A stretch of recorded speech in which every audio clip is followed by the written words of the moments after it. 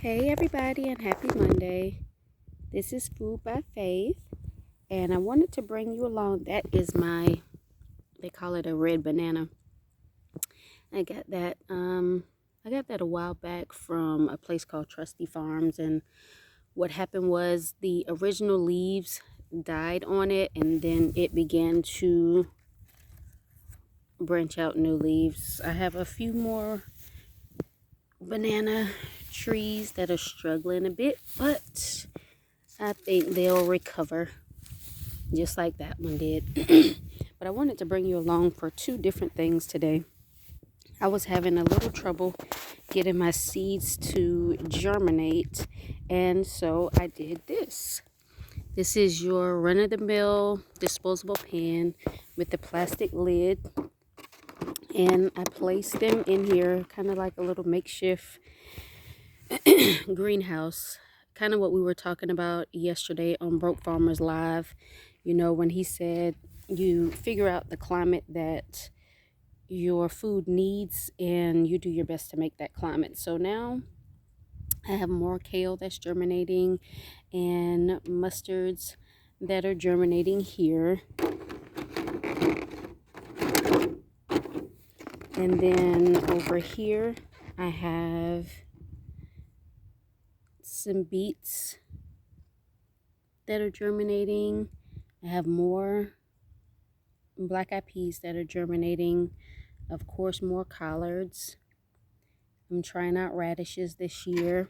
And then there's one more thing that I wanted to bring you guys along for. Remember when I did the video when I was having the trouble with my soil, and I again talked to Farmer Q at Lioncrest, as well as I talked to the Humble Servant Homestead and Kiki Soto. And one of the things that Farmer Q suggested is that I make a solution called JMS. And I made it up. It took a little bit longer to work its magic because the weather had cooled down out here, and so I had to kind of wait around for the sun to come out, and then I placed some plastic over it and a top. So I want y'all to see what this JMS looks like, and this is the concentrated solution. And then what I have to do is take some of that, put it in my watering can with water, and then I'll pour that all over my soil, and I'll do that this week.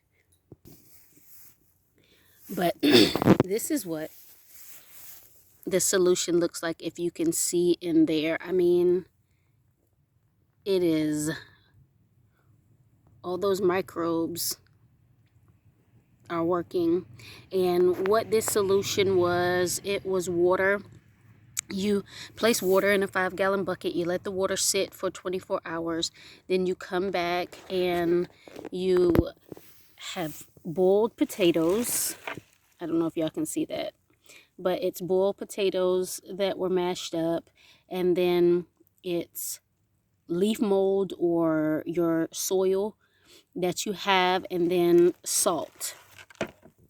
And you take that mixture and you let it sit, and of course I had this plastic over it to kind of generate some heat. And you're supposed to let it sit for 48 hours, but I let mine sit for 36 hours. Lord, I'm getting all my times mixed up. You're supposed to let it sit for 36 hours, but I let mine sit for 48 hours so that the microbes could work a little more, because again, we did have that cold snap, and now it is the way that it is supposed to be. And I promised Farmer Q that I would show him a picture of it, so there's your picture. But again, you have to dilute it, and then you place it on your soil, and what it does is it adds good microbes back to your soil. And remember, Miss Linda was talking about those root knot nematodes. That can assist with those root knot nematodes as well. But here's a few more things before I let you guys go. I have some lettuce that's popping up here. The good thing about containers is when the sun decides to move, I can move. And these are microgreens. And this is some kale and collards that's in here. I have quite a bit more over there, as you can see, but I'll take you guys on a garden tour probably next week. Let me get you out of the sun, but thank you guys for coming along and checking out my little mini greenhouses that I made, as well as the solution that Farmer Q assisted me with. Thank you guys for being an amazing soil family, and remember, get up, get out, and grow something, and have faith in your food.